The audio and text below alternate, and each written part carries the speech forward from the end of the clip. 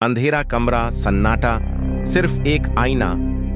कहा जाता है कि अगर आधी रात को बिना रोशनी के आईने के सामने खड़े होकर 3 बार उसका नाम लिया जाए तो वो आती है, ब्लडी मैरी।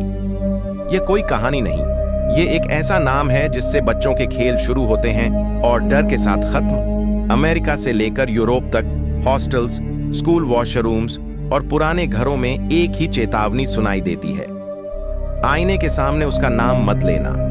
ब्लडी मैरी कौन थी? कई लोग कहते हैं वो एक औरत थी जिसे जिंदा जला दिया गया।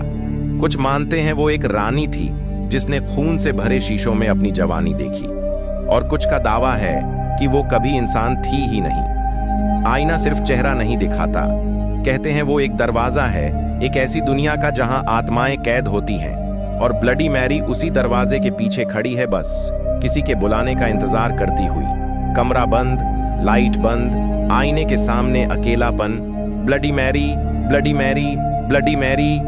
तीसरी बार नाम लेते ही आईना धुंधला होता है, परछाई हिलती है, और फिर लोगों ने कहा उन्हें खरोंचों के निशान मिले। किसी ने आंखों में खून देखा, किसी ने चीख सुनी, लेकिन कमरे में कोई नहीं था, सिर्फ आईना था और उस पर टपकता हुआ खून। वैज्ञानिक कहते हैं यह दिमाग का भ्रम है, लेकिन सवाल यह है कि अगर यह सिर्फ भ्रम है तो दुनिया भर में कहानियां एक जैसी क्यों हैं?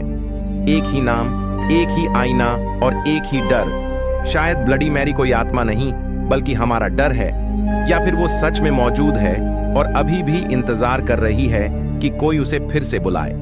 तो अगली बार जब आप अंधेरे में आईने के सामने खड़े हों और आपका नाम लेने से पहले जुबान रुक जाए, तो समझ लेना कि आईने के उस पार कोई आपको देख रहा है।